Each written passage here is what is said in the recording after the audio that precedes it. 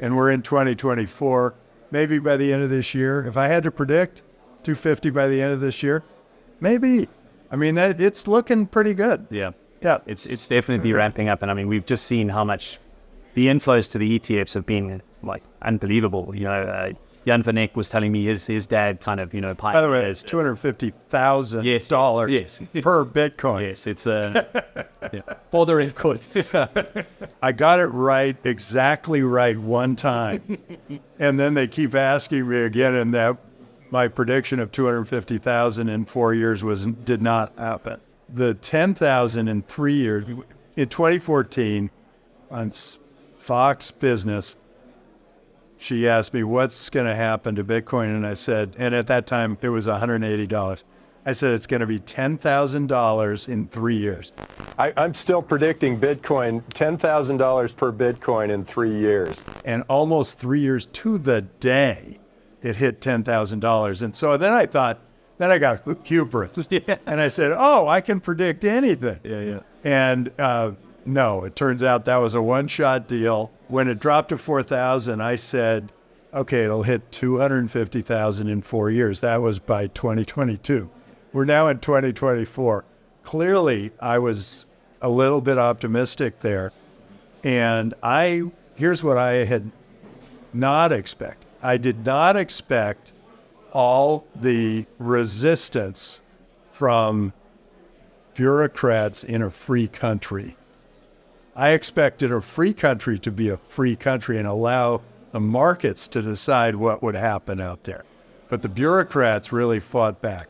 I think now the great leaders are the ones that trust people and set them free. And the weak leaders are the ones who try to control everybody with their fiat currency or whatever. The good leaders are coming back. The strong leaders are coming back and saying, hey, this is going to be really good for our country. This is going to be really good for the global economy. It's going to be a better thing. So I think we're getting to the point where that opens up. So those were two things I had projected out and thought were already going to happen. They are just starting to happen now. Just your thoughts on the halving and this cycle. Obviously, like you said, your previous predictions weren't quite right, and the last 4 years have been a very difficult time. This halving, this macro environment, it kind of feels like Bitcoin summer, and it hasn't been like that for 8 years, I think. If you're an investor in the stock market, they say, don't bet against the Fed. Yep. If you're a Bitcoin buyer, don't bet against the halving. Yep. That changes everything. The supply shrinks, the demand increases. The price goes up. That's natural economic supply and demand. Yeah. We're also getting to the point where it opens up at retail. 85% of retail is controlled by women.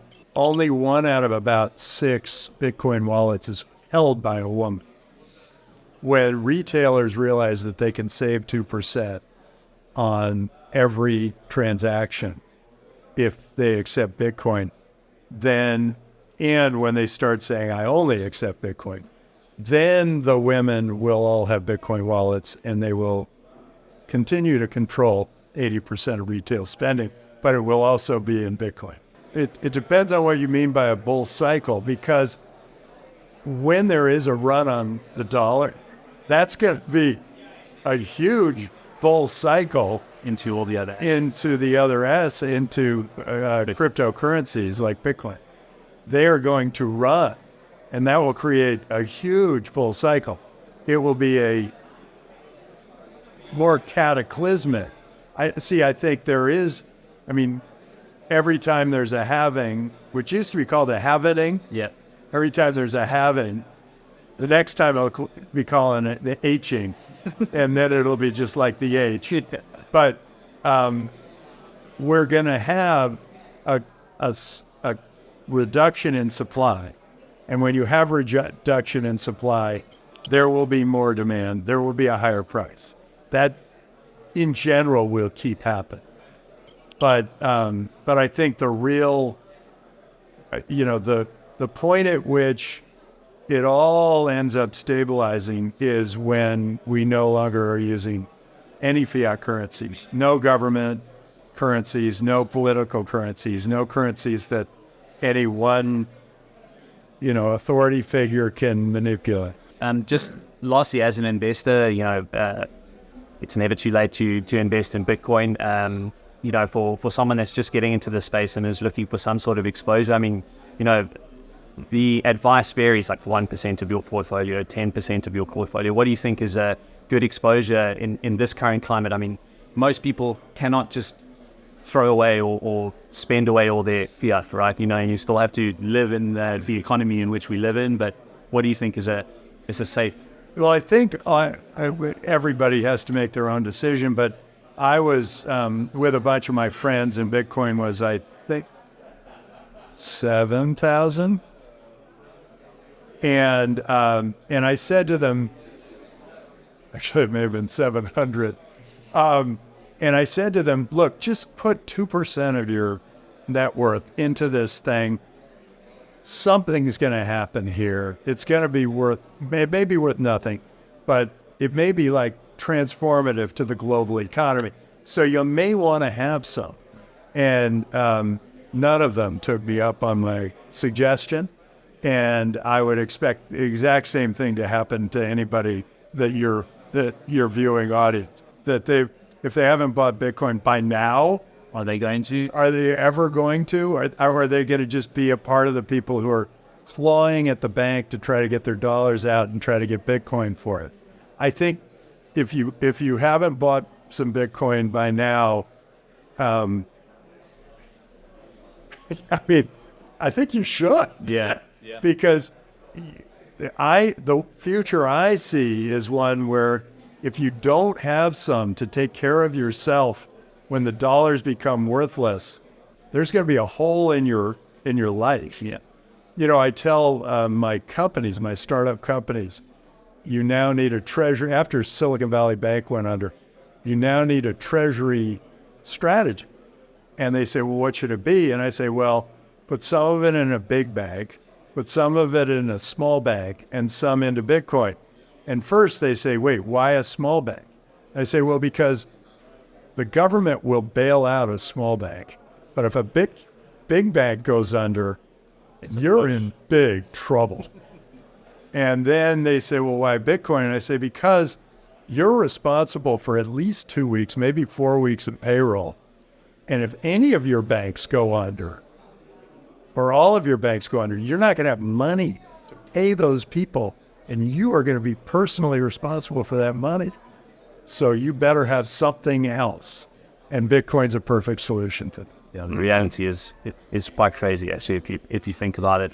I mean, as you mentioned, just as a parting thought, the next 5 years, it's never too late to buy Bitcoin. And you look at the proponents out there, forget about the price. It's more about it the is store of too it. late to buy Bitcoin when there's a run on the dollar. Yes. I mean, people don't understand what that was like unless they were a part of Silicon Valley Bank when it was collapsing in that Thursday to Sunday. Well, They got a little bit of a window of what happens when there's a run on a bank. Exactly. When people are saying, I get my money out, I need my money out. Yeah. And guys like Circle, USDC was directly impacted by that. And I don't think they foresaw it, So, I mean, if a stablecoin issuer is having the same problem with a traditional bank, it's a bit of an eye-opener. And I've always thought stablecoins were a bridge to Bitcoin. I've never thought of them as like a permanent part of our economy because they are tied to fiat. They're tied to political currencies. Yes. Now, if they're tied to Bitcoin and other altcoins, that's a little different. And I've seen some of those. Yeah. But if it's a stablecoin tied to something that we're just comfortable with now, they're going down at the same time as the dollar goes down. Do you see that happening in the future, though, Nick? The dollar failing in the next 10, 20 years? I mean, what is the reality of that?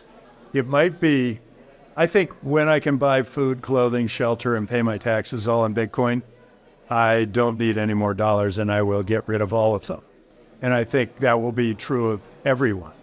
And they it's just starting to dawn on people, and it's just starting to dawn on the retailers that they should be accepting Bitcoin and eventually only accept Bitcoin. But there will be a moment in time, and I don't know whether it's a day or a month or maybe over the course of 2 months or something, and I don't know when it will start, whether it'll be a year or 5 years or whatever, maybe even 10 years out. But it'll happen very rapidly.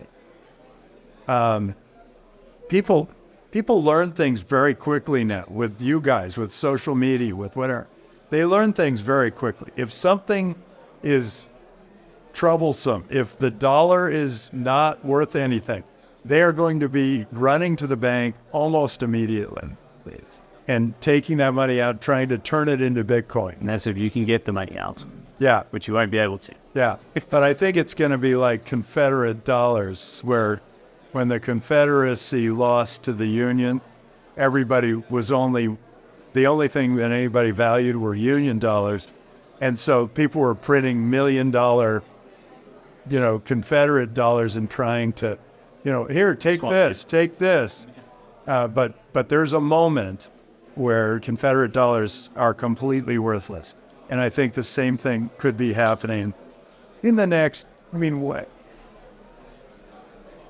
7 years?